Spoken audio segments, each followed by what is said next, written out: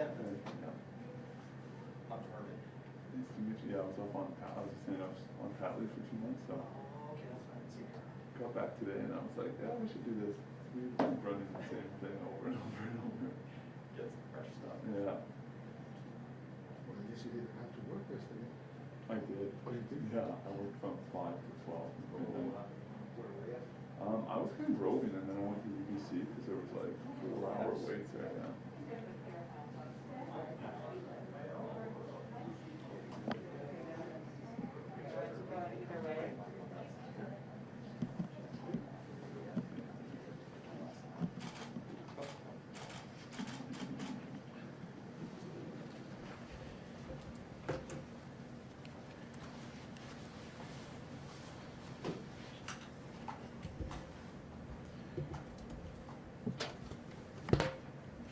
Good morning, everyone. My name is Adrian Dix. I'm BC's Minister of Health. To my right is Dr. Bonnie Henry, BC's Provincial Health Officer.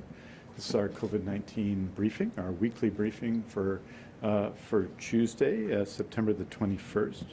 We're honored to be here on the territories of the Musqueam, of the Squamish, of the Tsleil-Waututh First Nations. Today we're providing an update on the COVID-19 pandemic in British Columbia. And with that, it's my honor to introduce Dr. Bonnie Henry. Good morning and thank you. Today I would like to provide a few updates on the vaccine program and some of the issues that have come up around immunization, as well as some updates on our ongoing public health response to the pandemic. First, as many people know, the COVID-19 vaccines in Canada that were originally approved for emergency use to ensure we could get vaccines as quickly as possible. Well, as of last week, on the 16th, both the Pfizer and Moderna messenger RNA vaccines and the AstraZeneca vaccine have now been fully licensed for use in Canada.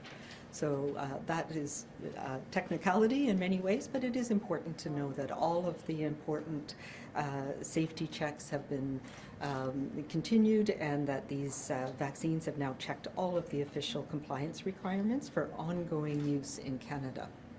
One of the challenges that comes with that is that the companies are now able to use their brand names rather than just as we've been referring to them by the company names or by the technical names. So the new brand names, as you may be hearing about now, are Comirnaty, Spikevax, and Vaxzevria. And as you can tell, these are not easy ones to pronounce. And so I think, like many people, will continue to call them by what we've known them now for at least a year, which is by the Pfizer and Moderna. But just so that people are aware that they're not new vaccines, these are just the new brand names by the different companies.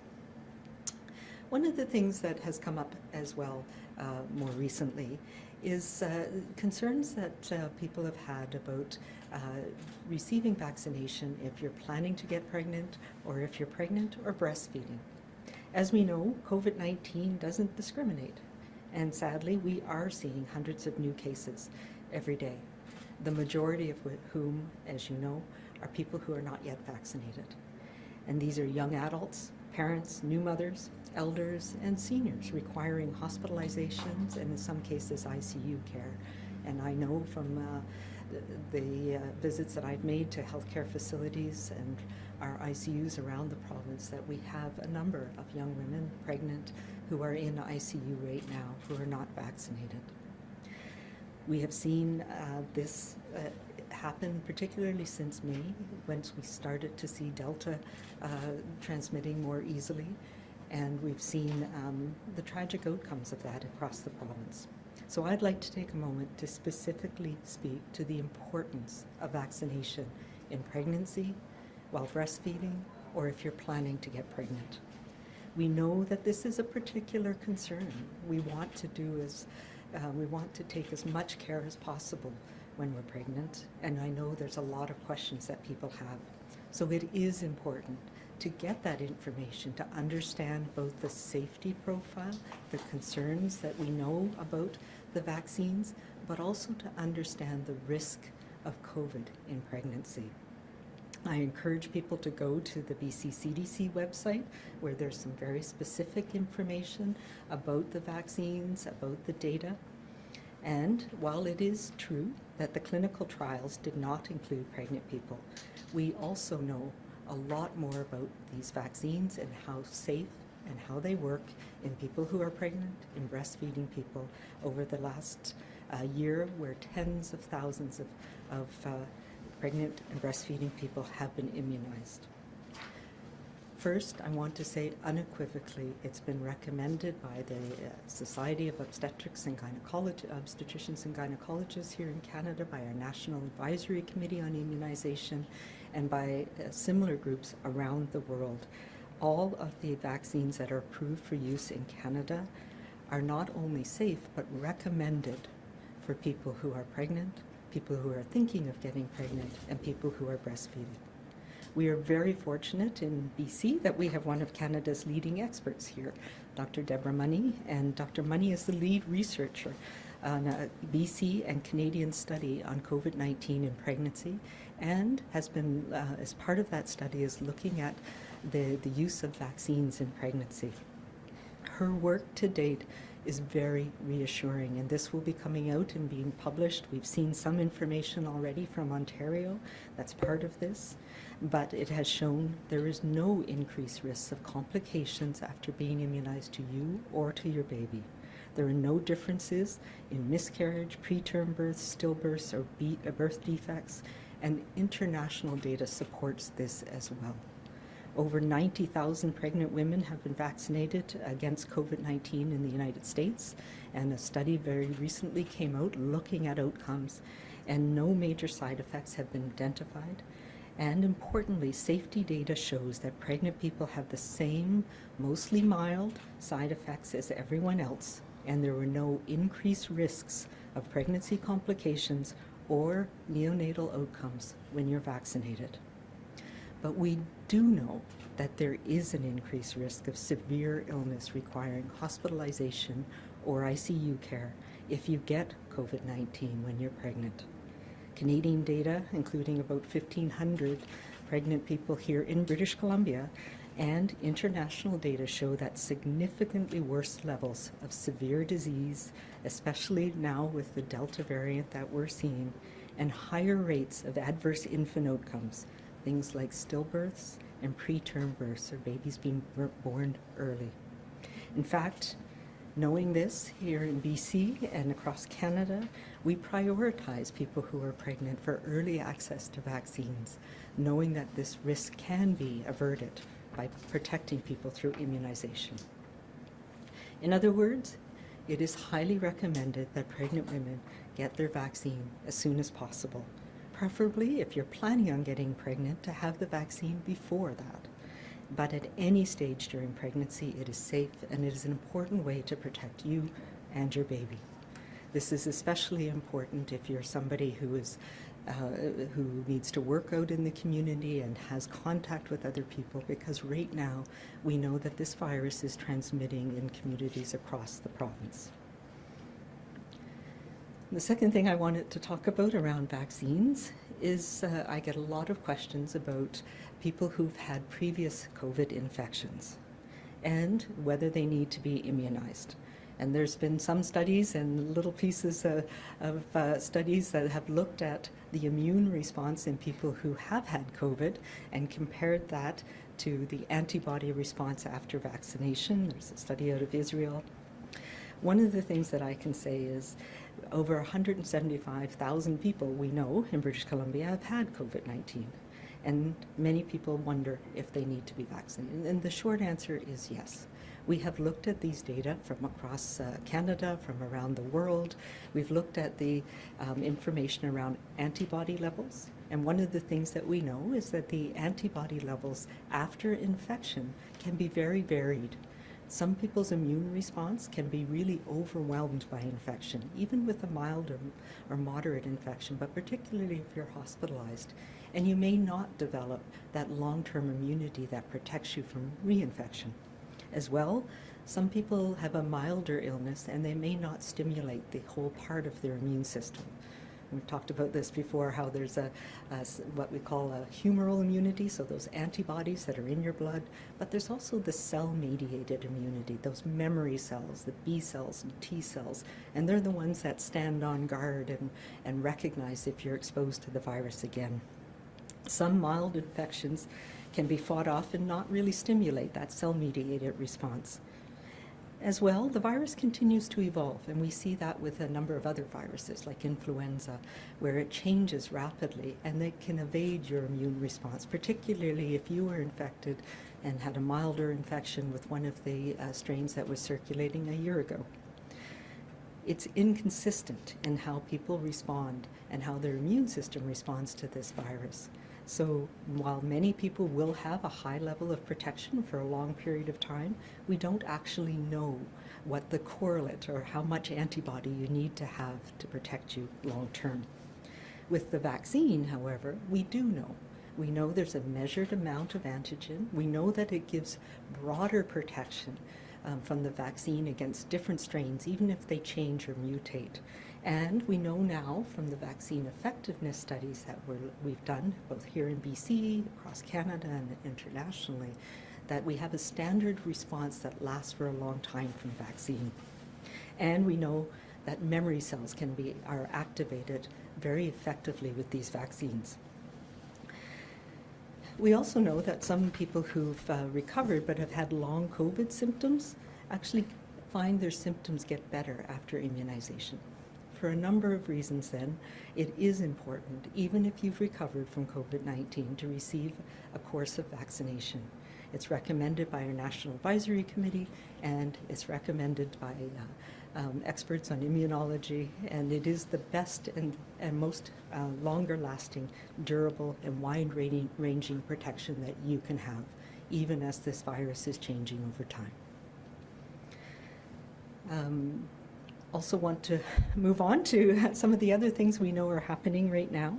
Currently, we know that the Pfizer-BioNTech vaccine studies in younger children aged 6 to 11 years old. Their phase 3 studies, the phase 2-3 studies are being finished now, and we know that they're going to be submitting what we call the data package on how well they work and how safe they are to Health Canada within the next few weeks, and I think that's very good news. That gives us just one more tool to be able to protect younger children against this virus.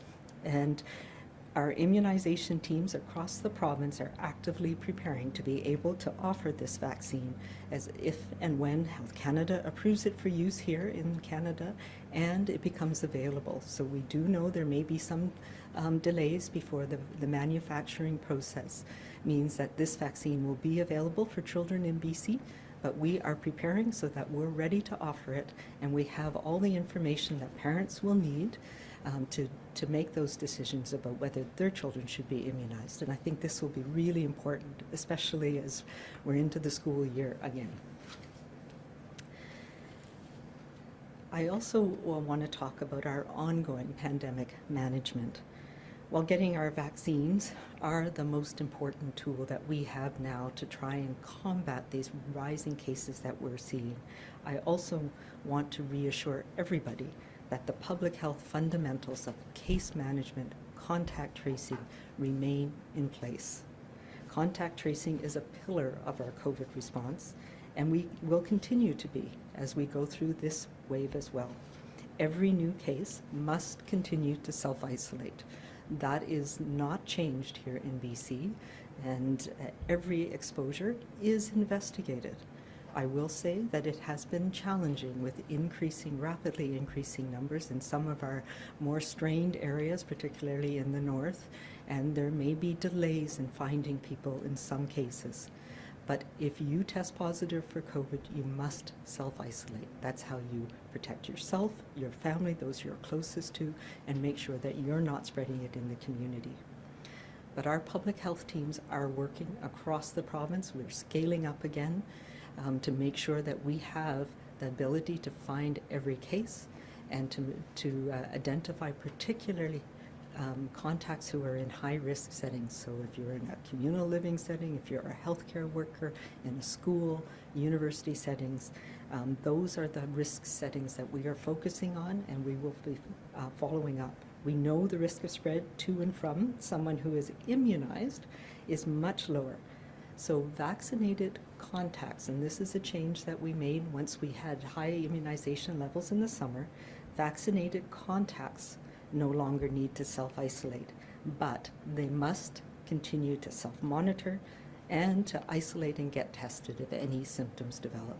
So that is a change, and I know there's been some confusion about that recently. But cases, absolutely. If you're sick with COVID, if you test positive, you must self-isolate. If you're a contact of somebody in a low-risk setting and you've been vaccinated, you no longer have to self-isolate for that 14-day period, but you do need to monitor carefully and get tested.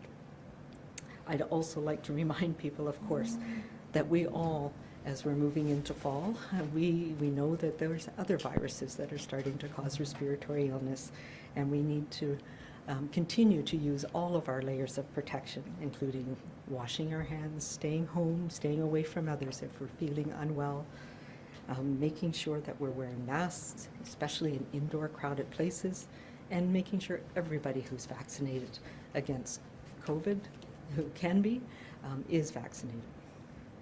As you know, as we're moving into fall, schools have opened again, and I want to provide an update on school notifications. Initially, it was my understanding that there was a level of anxiety from the way that we had given broad school notifications last year.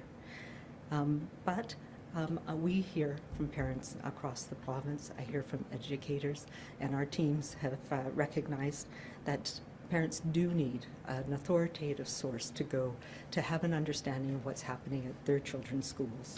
So we've heard that, and I've asked our team to get together right now to make sure that we can notify schools in a timely, less intrusive, and more sustainable way, and that parents will have access to that information rapidly.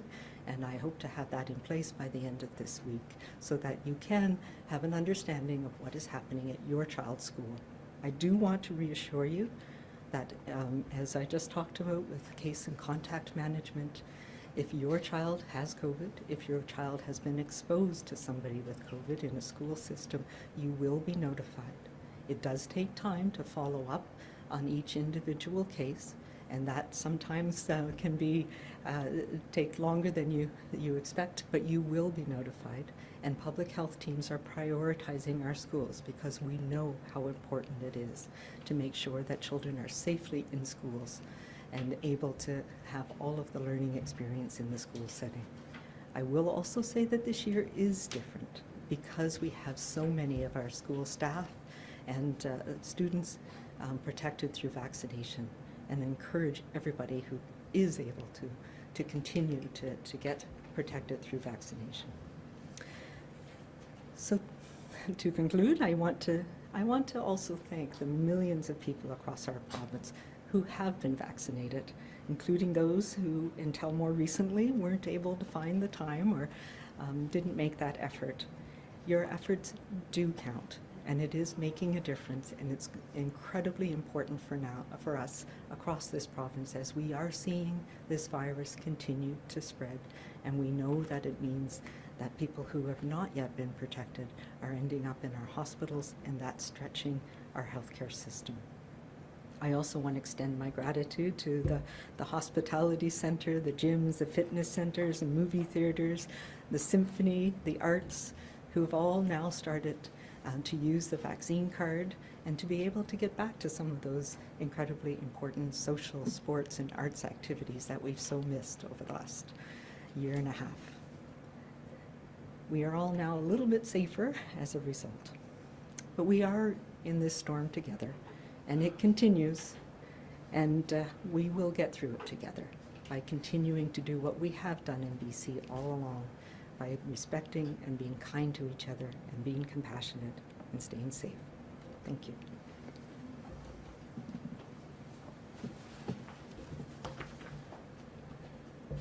Thank you very much, Dr. Henry, and I wanted to to start by saying that I'll be addressing three topics today. One, the situation in Northern Health and the pressures on the healthcare system then and some of the actions that we are taking. Secondly, the impact of COVID-19 on surgeries, ICU and hospital capacity in BC, providing some information on that. And finally, further to Dr. Henry's comments with respect to contact tracing, to the efforts to ensure our contact tracing capacity continues to meet the needs in all the regions of British Columbia. Before I address these 3 points, I'd like to address one more, so I guess that makes it 4. I want to acknowledge that we've heard from British Columbians whose name on their BC vaccine card did not match the name on their ID. We've worked over the last week to solve this. The BC vaccine card has been updated to ensure that the name that is displayed matches the name on your BC Services card or combined driver's license and BC Services card. If the name on your BC Service vaccine card currently does not match, you can go to gov.bc.ca/vaccine card for an updated vaccine card. If the name on your BC Services card is incorrect, please visit gov.bc.ca/update ID. Alternatively, you may contact Health Insurance BC toll-free at 1-800-663-7100. I would note that as of this morning, 2,987,031 people have got their vaccine card in BC. That's in the less than 2 weeks that it's been offered. I want to thank everyone in BC involved in it, all of the people working who monitor and watch and look at the vaccine card when they come into restaurants and other cultural facilities and other places in BC, and all the people in BC who have supported this program. Almost 3 million people is a very impressive result and demonstrates, I think, the desire of British Columbians to ensure that everyone is safe in our province. I want to say that more than 4 million people, 4,024,302 as of Sunday night, British Columbia, have now received their first dose immunization of a COVID-19 vaccine. That's 86.8% of eligible people as of Sunday night. I want to acknowledge, as I've noted before, that this rise in vaccination rates has been led by people 18 to 24, 25 to 29.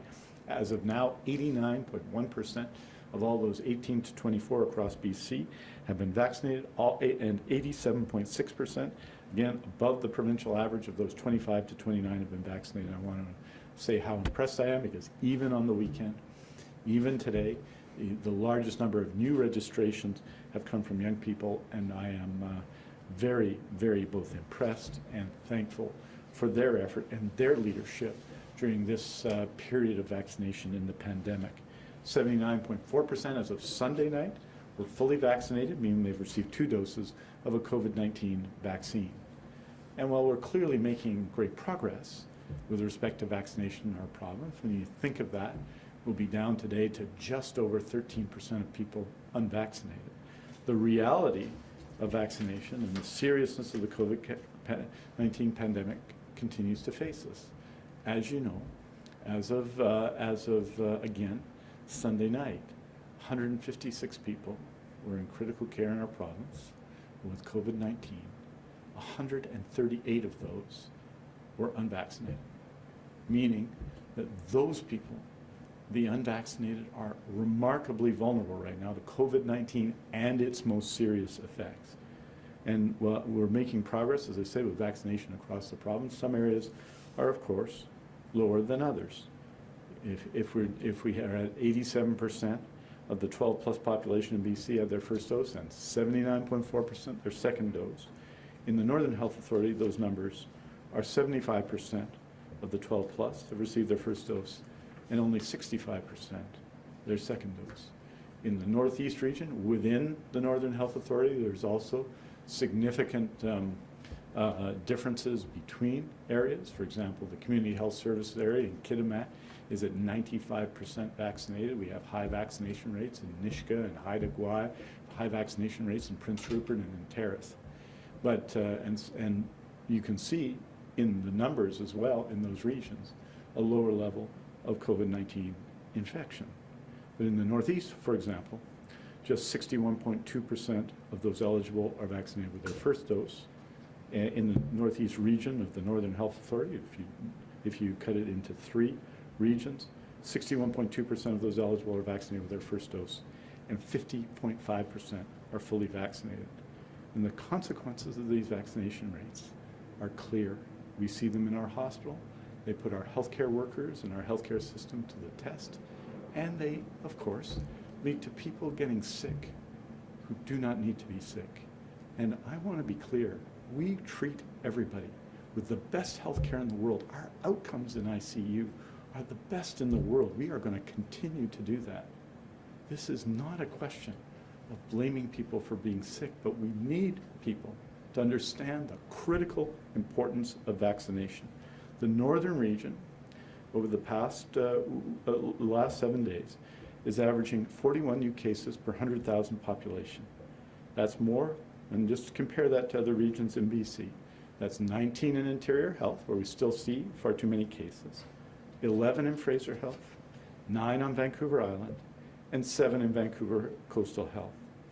Northern Health also has more cases per 100,000 of the population than any other health authority, more total cases by a wide margin in the last 7 days. These exceptionally high case rates are translating into hospitalizations and putting significant pressure on ICU capacity and health workers. The North is being overstretched by COVID-19 and overstretched by the fact that we are not meeting, to the extent that we need to meet them, our vaccination goals in Northern Health. And this is not because, let's be clear, a vast majority of people in Northern Health have been vaccinated, and the extraordinary efforts by public health to vaccinate it, and the support of mayors and MLAs, and I want to particularly acknowledge the support of the Liberal health critic and leader of the opposition, Shirley Bond, in these efforts, MLAs such as Diane Davies and Mike Bernier, MLAs such as Nathan Cullen and Jennifer Rice. There is a lot of commitment and a lot to be proud of, but we simply need to raise those levels. There are 3 active outbreaks as well in Northern Health, including the Fort St. John Hospital, the Site C project, and Jubilee Lodge. We've taken steps to manage and ensure that quality care is provided to patients in the North, and we'll need to take further steps in the weeks ahead. As you know, on September 7th, new restrictions came into effect in the region, including restrictions on personal gatherings and events. In addition, to recruit and retain the people we need in Northern Health, and this is a broader problem than COVID-19, we're investing immediately up to $6.38 million for programs and incentives to encourage more healthcare workers to discover the advantages of working and living in Northern Health. Our commitment to ensure people in the North get the COVID care they need have required us to make the difficult decision to transfer patients from the North to Vancouver Island and Metro Vancouver for critical care. So far, a total of 12 patients, 9 of which are COVID positive. We expect the pressure on critical care in the North will continue until vaccination rates go up and cases and hospitalizations go down.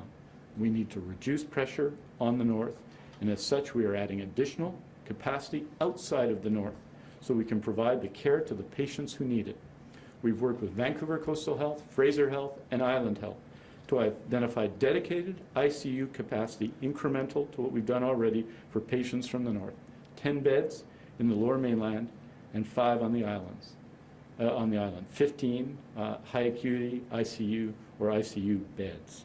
Clearly, this is less than ideal. It will be difficult for those patients and their families and their loved ones. But these are necessary steps to ensure people in the North have access to quality care and to support our healthcare workers in the North, in the region, to do that. And this is what's happened in BC since the beginning of the pandemic. I want to make this point, and it's an important one. Initially in the pandemic, the largest number of cases were in Vancouver Coastal Health. There was a period in the pandemic when we had significant cases in Fraser Health.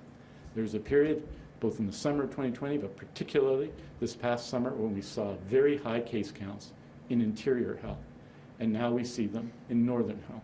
In British Columbia, we support each other, we provide resources for each other, and we're going to continue to do that. The most important thing we can do now, all of us, is to get vaccinated. The steps we are taking manage the situation, but vaccination is a solution. Please get vaccinated and follow public health orders so we can turn this around. Looking more broadly across BC, as of yesterday, as we reported, 307 people are in hospital with COVID-19. 156 are in critical care. And the very significant share of those, 138, were unvaccinated. 5% of COVID-19 patients in ICU are fully vaccinated, and they represent 80% of the population. Prior to the pandemic, our emergency departments were busy. People need critical care for a range of serious health issues. And of course, we have been completing more and more surgeries in British Columbia, and we're very proud of what we've done. But the arrival of this fourth wave has required us to postpone surgeries and to put safety protocols in place in hospitals so staff are freed up to care for COVID-19 patients. And we have, as that's happened, as you remember, in phase 1 of the pandemic, it happened in wave 3 of the pandemic, and it's happening now. We fought through each wave of our BC pandemic. The normal demand was then returned. The fourth wave in particular is creating pressures. Some of these pressures we have highlighted before, such as the pressures on Royal Inland Hospital. I want to be clear on this point. We have the power to turn this around. We can reduce pressure on our hospitals and staff currently by a simple act, a decision of solidarity, an act of good citizenship, getting vaccinated. Our healthcare workers continue to deliver the very best care possible to every patient. But it's not simply a matter of continuing to ask them to do more. We cannot keep asking them to compensate for the devastating consequences created when people make the decision not to get vaccinated. The smartest, safest, and soundest decision right now is to get vaccinated, and I, of course, strongly encourage you to do so. Last week I reported that as a result of increasing pressures from COVID-19, we had reduced non-urgent scheduled surgeries in several health authorities. This has continued to be the case from September 12th to September 18th, during which time the health authorities postponed 511 non-urgent scheduled surgeries. Every one of those surgeries is medically necessary. Every one of those surgeries will be done, but they've had to be delayed because of COVID-19 pressures on our hospital. That's 47 in Fraser Health, 176 in Interior Health, 167 in Northern Health, 87 in Vancouver Coastal Health, 34 in Vancouver Island Health. No surgeries were postponed in the Provincial Health Services Authority. So for the 2 weeks, from September 5th to September 18th, there have been 798 surgical postponements. I would note, and this is a part of the regular report as well, that from August 29th to September 4th, health authorities report 5,865 surgeries were completed, and that is and continues to be impressive output by our healthcare system under these circumstances. This is obviously not where we want to be during our BC pandemic. It's not where we needed to be. These pressures experienced by our hospitals right now were preventable and can still be reduced. It is essential those who have not been vaccinated and are eligible to be vaccinated make the decision we are all counting on them to make. Another priority of our COVID-19 response continues to be contact tracing, as Dr. Henry has reported. Contact tracing has always been a key part of our pandemic response, and that hasn't changed. The number of contact tracers and the capacity of the contact tracing system has been scaled up and down during the pandemic as needed. When we had well over 10,000 cases in April, there was obviously an enormous number of contact tracers working and people supporting them and tracing aids working in the system. That number was reduced when we dropped down below 1,000 active cases. We're now in the 5,000 to 6,000 range in terms of active cases as of yesterday, and we obviously need more. By health authority, those numbers are as follows. Our current total of contact tracers, 123 in the BC CDC. We expect to be adding 42 in this next short period. 100 in Vancouver Coastal Health. We'll be adding a further 53. 126 in Fraser Health. We'll be adding an additional 49 contact tracer aides there. In Interior Health, 130. And we will be adding 50 full-time FTEs and casual contact tracing supports there. In Northern Health, we have 60, and we are adding 3 there, but obviously a very significant impact on Northern Health right now means that the BC CDC resources are being applied overwhelmingly there. And on Vancouver Island, we currently have 56 contact tracers, and we will be adding 113 in the next short period. This is comparable to, in most places except for the Metro Vancouver area, to the peak period, the staff at our peak period of contact tracing, which was in the spring. I want to thank everyone involved in that and encourage everyone to continue to support, and our decisions to increase that capacity over time have benefited British Columbia in our COVID-19 response. But they've also benefited individual students, individual patients, I should say, and individual people living with who have tested positive for COVID-19 in every part of BC.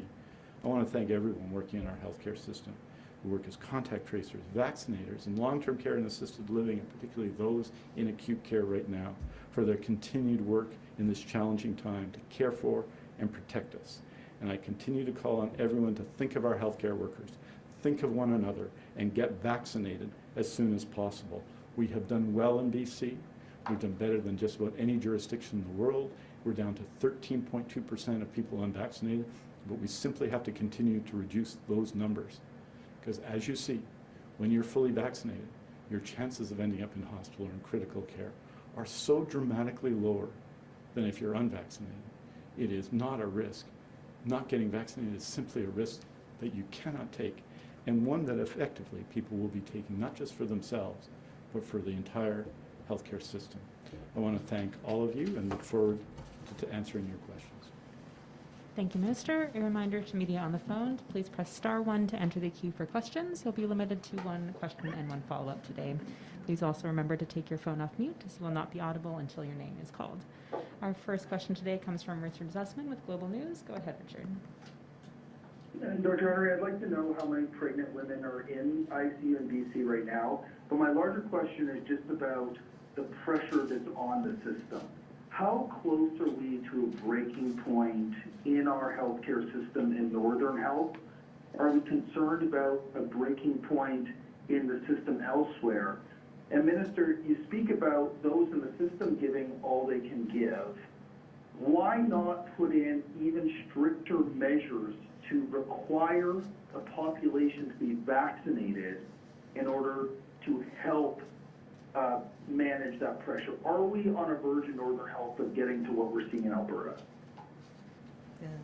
So in terms of numbers in ICU, I don't actually have that as of today. I know there's close to under half a dozen at the moment, but people move very quickly in and out of ICU because of the care that they get. So I do know that we've had 40 people who've been pregnant in ICU over the course of the pandemic, and a good proportion of those have been in the last few months.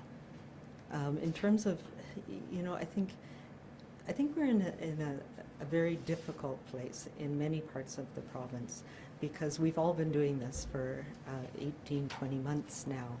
So our teams are tired, and there's a moral distress that we feel when we are seeing people who are suffering from a preventable illness now. And that's a challenge that I hear from my colleagues in ICU in particular, but in hospitals across the province. It's also very challenging in public health, because we see its direct correlation of certain communities where immunization is lower. And we spread this virus, as I've said all along, we spread it to those people we're closest with, the people that we are indoors with, that we live with, that we work with, that we have social gatherings with, and it's being spread across communities in the north from people who inadvertently take it with them when they go to celebrations of life, to funerals, to birthday parties. And those are the things that are most dangerous for us right now if we're not protected through immunization.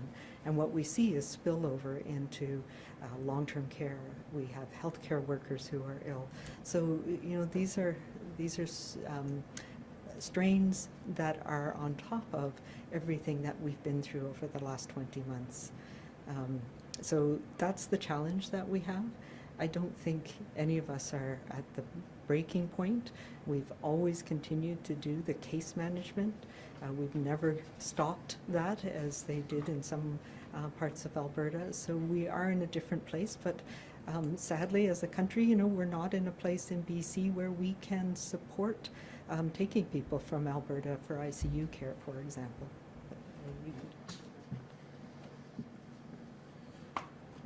I think, Richard, what you're witnessing is the strength and the power of public health care in BC. You see it in the quality of the outcomes people have overall in ICU, because anyone in ICU with COVID-19 is seriously ill. And you're seeing in our response, in our outcomes and the efforts of our healthcare workers, the extraordinary response of public health care to people who need care in our province. And also, I think, it's strength and flexibility. I have to tell you that this past week, as I just reported, 511 non-urgent scheduled surgeries postponed. These are the things we can do to manage it, and we will continue to do those things to manage the system and ensure we can provide care for people. Well, let's be clear, we'd rather be doing those surgeries. And surely those 511 people who have medically necessary surgeries postponed would rather that we're doing them, because there is anxiety, and that's why we've made the commitment at every phase that we've delayed surgeries to get those surgeries done as soon as possible, and we have proven that again and again and again in this pandemic. What's going on now is that with the BC CDC and in other health authorities, we're supporting Northern Health because support is required, just like they would for us if the situations were reversed and have done for us. And this is the work we have to do together, but this is the healthcare system working effectively. So what are the other actions we're taking? Everybody in healthcare, as you know, in long-term care and assisted living, will need to be vaccinated by October the 12th. In the broader healthcare system, everyone patient-facing will need to be vaccinated by October the 26th.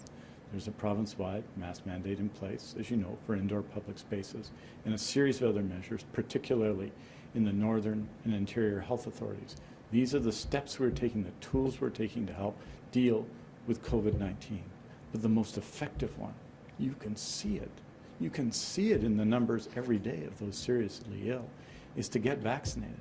These numbers are rising. We've just got today's numbers. We're at 87% people vaccinated across BC, and we've got to continue to drive that upward. And I'm happy to report that people are registering every day, but we absolutely need to focus those efforts and encourage people, particularly in the Northern Health Authority, to get vaccinated. And it's not to single out Northern Health. People are workers in Northern Health, and the vast majority of people in Northern Health have been vaccinated, but we simply need that number to get higher. There is a path through for Northern Health, and it starts with vaccination, and we have to continue to make those efforts.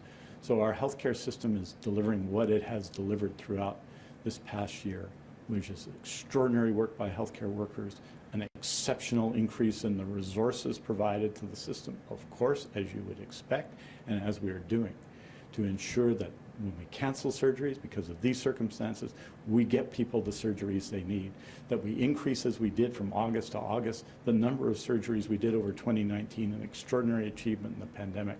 We've got a remarkable healthcare system, but this number of people in ICU, and remember we hit 183 in the month of April. That was our previous high in terms of people in ICU with COVID-19. The 156 we reported yesterday as of Sunday night is a significant number. And with 138 of those unvaccinated, that is significant resources in the system. So what do we need to do? We all need to get vaccinated. Richard, do you have a follow-up? Yeah, on that point of everybody getting vaccinated, you mentioned the mandate coming into effect in healthcare. Do we have a better sense of how many healthcare workers in this province are immunized against COVID-19? Are you worried that there will be additional pressure on the northern healthcare system? Yes, I think we can assume that healthcare workers are vaccinated at a higher rate than the population, but northern health may be lower still. Are you worried that we may have another blow to the system there, and do we even know how many people may not be immunized by the deadline? Yeah, so we're working on that. as you know, I've compelled the information for long-term care for both residents and anybody who's working in a long-term care home, regardless of whether it's a health authority or a private care home. And those data are coming in. It's always more challenging than we expect when we have to create a portal to obtain information on and then link it with the immunization registry. So we should have more data on that. Excuse me. But at the facility level, people are now being, in the healthcare, long-term care and assisted living facility level, people are now being tested if they are not yet vaccinated. And we are reaching out to every individual person to make sure that we've answered their questions and made sure they have access. And we've across the system started to do that as well for all healthcare workers who will be affected by the mandate. So I don't have exact numbers for you off the top today, but those are issues that we are absolutely addressing. And I think we need to put it in the context, and we talk about the strain on healthcare workers. And part of that strain is healthcare workers who are not yet vaccinated becoming ill themselves or having to be off because they've been exposed to somebody who's ill. And as of last week, we had over 100 healthcare workers who were in isolation, ill with COVID, or because they've been exposed and weren't yet vaccinated. So it is a strain having this much transmission in our communities, and we as healthcare workers being at risk as well. So all of those things are ones that we have to address, and some of the things I talked about today were the questions that I'm getting from people, and very legitimate concerns about vaccination in pregnancy, for example, whether it's safe if you're breastfeeding. So those are all important questions that we do have answers to, and that we need to get that information to people so that they are protecting themselves. Our next question is from Justine Hunter with Globe and Mail. Justine, please go ahead. Hi, thank you. The BC Nurses Union rejects the vaccine mandate for healthcare workers, and they say that it could force thousands of workers who are very much needed out of the system. I'm wondering, given the stress on healthcare workers broadly in BC, what is the plan to address any shortfalls in staffing that is caused by the vaccine mandate? Yeah, so I think that's we know that there are much higher levels of immunization in healthcare workers, and that they are increasing on a daily basis, and that this mandate has been an impetus for some people who have had concerns to make sure that they get those questions answered. So I don't believe there are thousands of nurses that are going to be impacted, and as a matter of fact, I certainly get a lot of strong positive support for this from those very nurses who are on the front lines and see the impacts of people who are not vaccinated and what can happen with this virus. These are things that we are working on now. We have a process to make sure that people who have a valid medical exemption are able to be accommodated, and each health authority is working on a strategy to make sure that we have a plan, both for long-term care and assisted living, but also for across our acute care system and our community care system. I don't know if you want to say anything more about that at this point. Yeah, so these are things that obviously we're looking at. We need to support healthcare workers across the system, whether you work as a cleaner in the ICU, whether you're a nurse, whether you're physicians, to make sure that we all have access and have our questions answered so that we know that we're making the right decision. Justine, do you have a follow-up?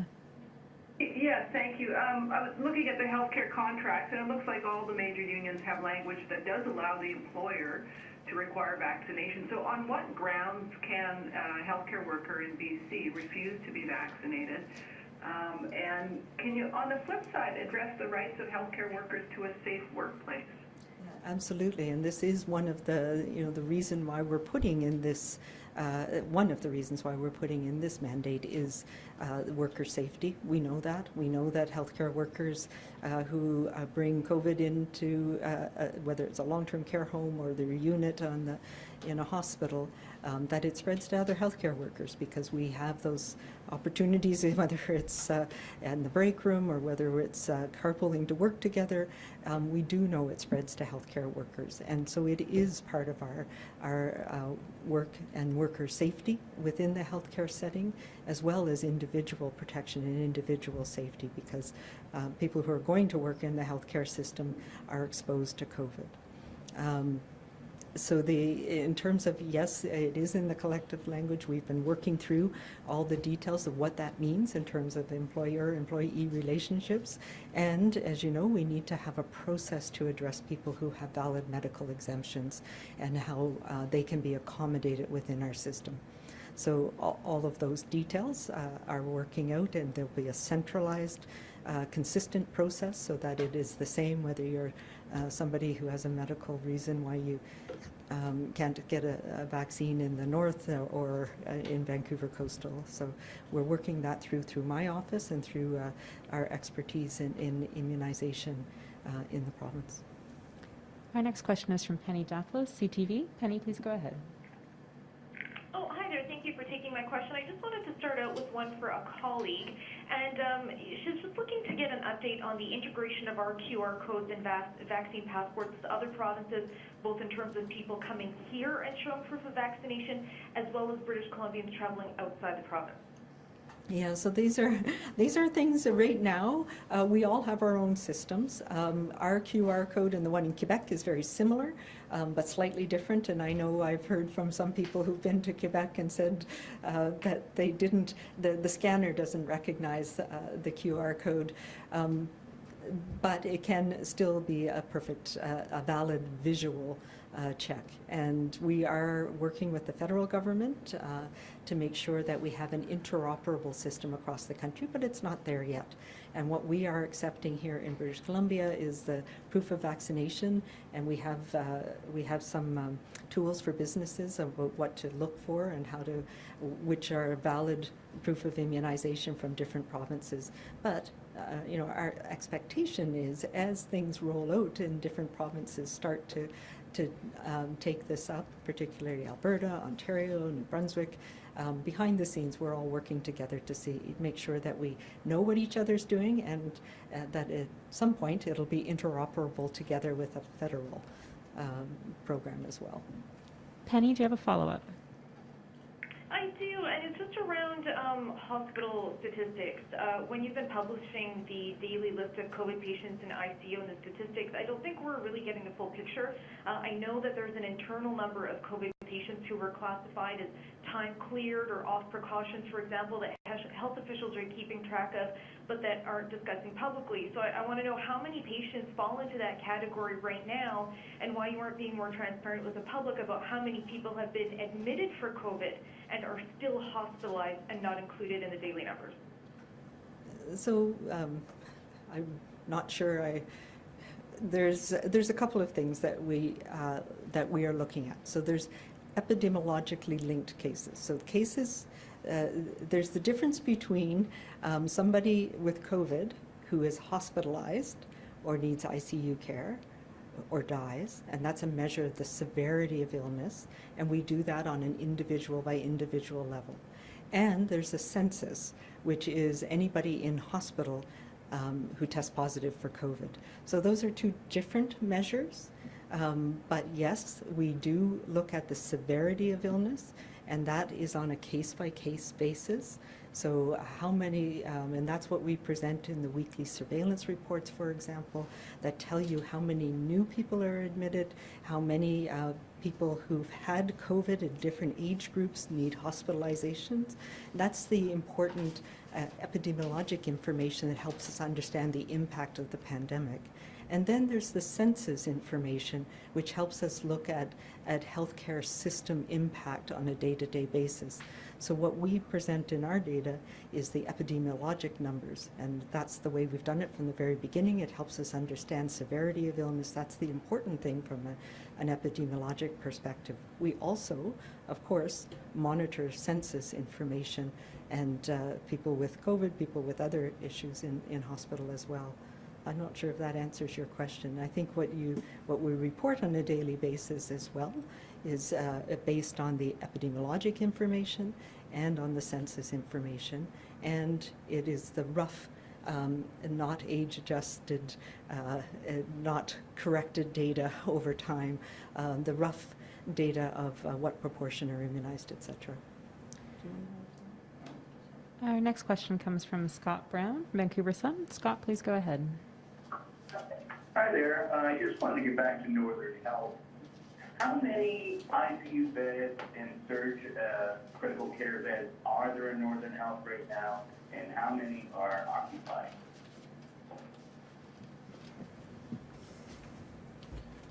We get our daily report later today. I'll send all that information to you, Scott. Yesterday, there were 20 people with COVID-19 in our ICUs in Northern Health, and that's obviously a significant number of people, and that doesn't include people who have COVID-19, I believe 6 of which have been transferred out of Northern Health. So those are significant pressures. Yesterday, we had 53 people in hospital, I believe, in Northern Health with COVID-19.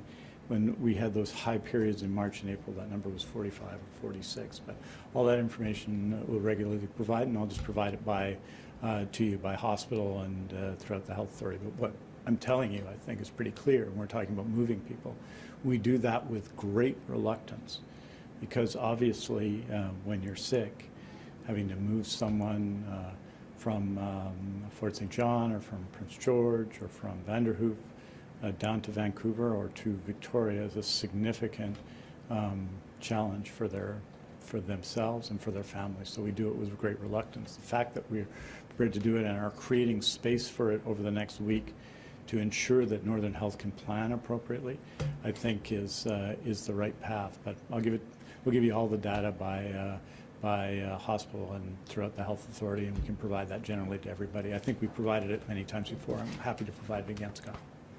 Scott, do you have a follow-up? Yeah, just checking the Peace River South, Peace River North, and Port Nelson, the full vaccination rates there hover around 50%. How do you explain the hesitancy in the North towards getting the COVID-19 vaccine, and what is being done to combat that hesitancy? I think there are many different reasons, and different communities have different reasons. And we hear from a lot of people about some of those reasons. We know in some of the more rural areas, it's about access, it's about timing, it's about how do we get vaccine to people and making it easy for them. There was, for a very long period of time, very few cases across the north, and there was a sense of complacency that this isn't really needed. There are some communities where there's a real resistance and fear about immunization. There's also some communities where some leaders are whether it's faith leaders or community leaders, are actively against vaccination. And so we have a number of different strategies to address whatever the issues are. We have been taking a vaccine out to rural areas, doing drive-ins, meeting people where they're at. That's one thing. Making sure we answer people's questions. And one of the things around the vaccine card is actually an impetus for people who are a little bit complacent to say, hey, this is important, and it continues to be important. And we've seen that in the north, where we have pockets of people who are unimmunized, similar to what we saw in some communities and still see in some communities across the interior health. It can spread very rapidly, and very rapidly to people who may end up in hospital. And we hear that from some people, that there's a small proportion of people who are still in denial, even when they're in hospital and ICU, that it actually is COVID that's making them sick. So those are challenges that as healthcare workers, we're public health on the front lines, whether it's in the hospital or ICU, that having to deal with some of those issues makes it very difficult as well. So we're providing support in as many ways as we can to answer people's questions, to help them understand the rationale, to help them understand as well, to answer people's questions about the vaccines. And I think there's, and I've said this many times, there's misinformation, which is just things that are unintentionally wrong, or bits of information that are taken out of context. But in some cases, and particularly on social media, there's very pointed disinformation, intentionally misleading information that is sent out there by certain groups of people to incite fear about the vaccines. And we see that in some communities across the province as well. And that is the important, really challenging, difficult place. It's particularly on social media, and really what we need to do is have venues, have places where people can actually get credible information that helps allay some of those fears. And that's one of the reasons why I really wanted to talk about pregnancy today, why I wanted to talk about some of the other concerns that we're hearing from people because of the intentional scaring that goes on in some of these particularly social media sites that are just plain wrong. I can say unequivocally, these vaccines do not affect fertility, both in women or in boys or in young men. They do not affect fertility. There's no way that they can do that. But that is one of the common lies that is out there right now, designed to create fear. So there's many different strategies we have to take depending on what the issue is.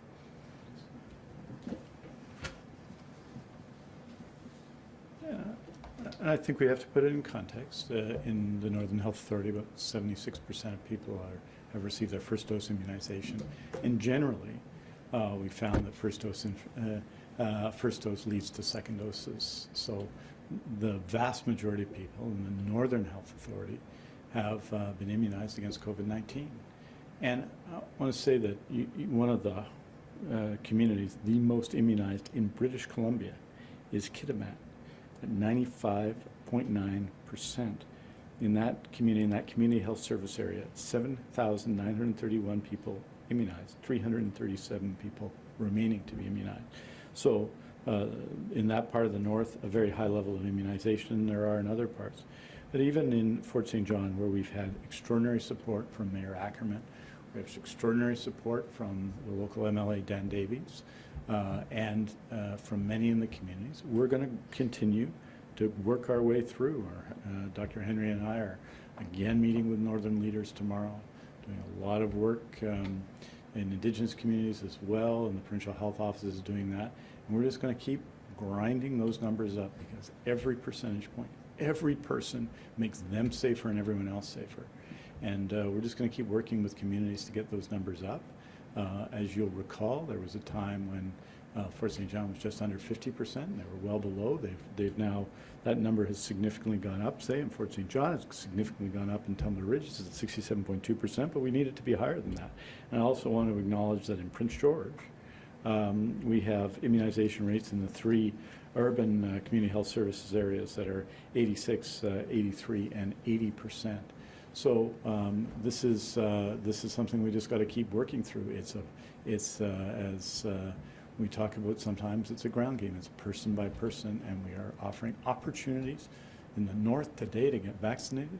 And I encourage people, if they want to support their healthcare workers, if they want to support those who are struggling in ICU right now with COVID-19, if they want to support their communities, to get vaccinated, to take this opportunity now to get vaccinated. It will make a difference now. It'll make a difference in October, and in November, and in December. And I encourage everyone to do so. So I think we can continue to make progress, and we're going to continue to be positive about it, as I think we have enormous support. The vast majority of people in the north are vaccinated and support vaccination. We have time for one more question today, and that will be from Isabel Ragam with CBC. Isabel, please go ahead. Hi there. I'm hoping for an answer in French as well, please. The hospital in Prince George is the only one in the north caring for long-term critical care COVID patients. Yesterday, there were 20 patients in the region with just 21 beds. How are we managing that situation beyond telling people to get vaccinated to avoid healthcare workers there being overwhelmed? Well, I laid out the significant measures that are being taken, including the creation for the Northern Health Authority of 15 ICU beds in other parts of the province. And so we're obviously working to support healthcare workers everywhere. There are COVID-19 patients in Fort St. John, and of course at Mills Memorial as well.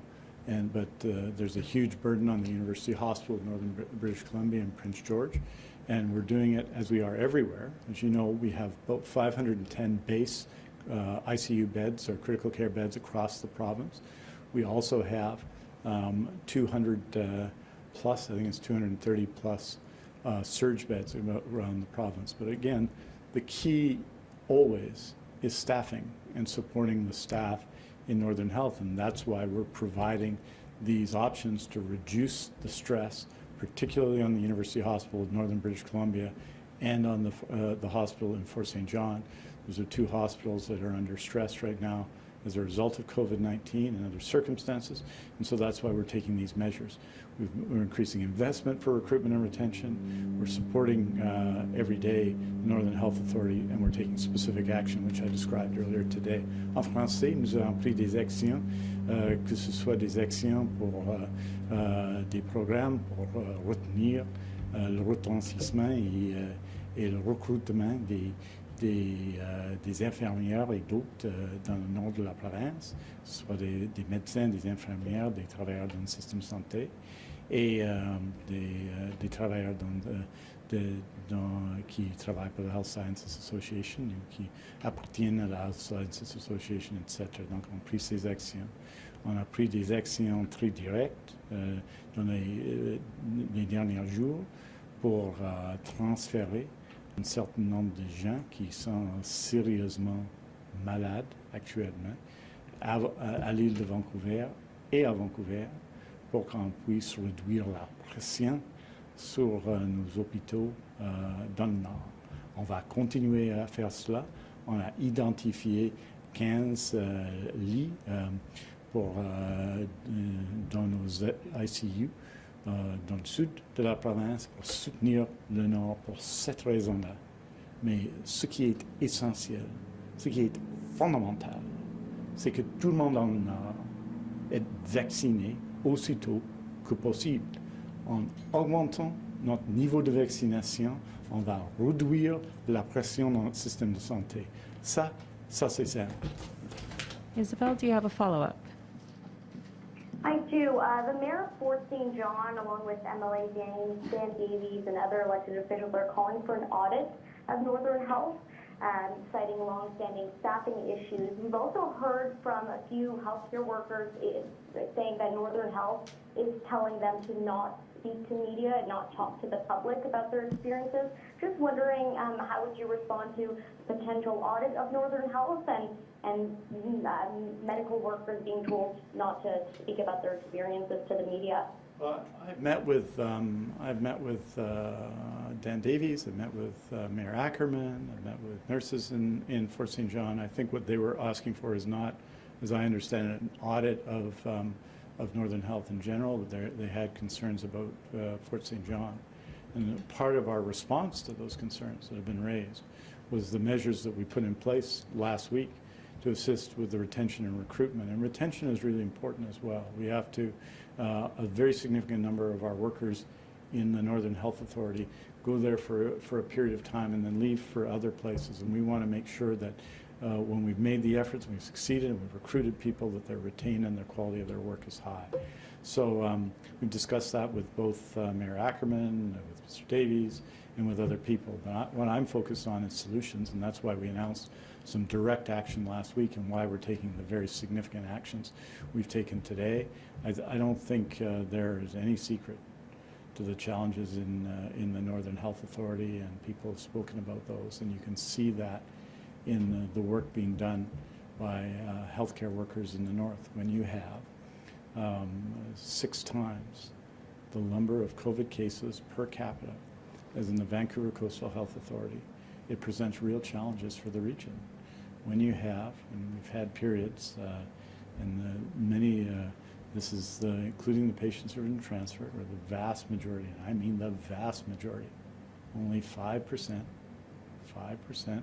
of our patients in ICU with COVID-19 are fully vaccinated, that we need to raise immunization rates. And I'm going to continue to work with Mayor Ackerman, who I intend to talk to tomorrow, with Dan Davies and other people, to see that we raise those immunization rates in Fort St. John. And both of those people, Mayor Ackerman and Dan Davies have been real leaders in that regard. So I think we're working very, very hard. It's pretty transparent. No one is suggesting anything other than this is a significant challenge, and that how we deal with that challenge are some of the measures we've brought in, and they're strong measures, and I think effective measures, but they're not the measures we want. Moving people from Prince George to Vancouver or to Victoria does relieve pressure on the hospitals in the north, but it is not in any way a long-term solution or in any way desirable. I want everyone to know as well, when we transfer patients, we take them back as well. So their transportation is assured, no one is left behind or anything else. They'll be returned to where they went from. So we want to make everyone know that. So everyone's working hard. I don't think there's anything other than an understanding across healthcare in the north and across the public in the north that this is a real challenge. And there's a way we can all deal with it individually, and that's get vaccinated. Je dirais, on a parlé depuis quelques mois avec la maire Ackerman et le député Dan Davies sur ces questions. Il veut une revue du Northern Health à Fort St. John. On a parlé. Ma réponse, c'est de prendre d'action. Et c'est ce qu'on a fait. Je pense que les gens qui travaillent à Northern Health, devant des défis extraordinaires, font un travail extraordinaire. Et je vais continuer à les soutenir pendant cette pandémie et après. Merci beaucoup. Thank you very much. Sorry, folks, we actually just have been asked to take one more question. Sorry? We've just been asked to take one more question. Okay, one more question? Yeah, sorry, thank you.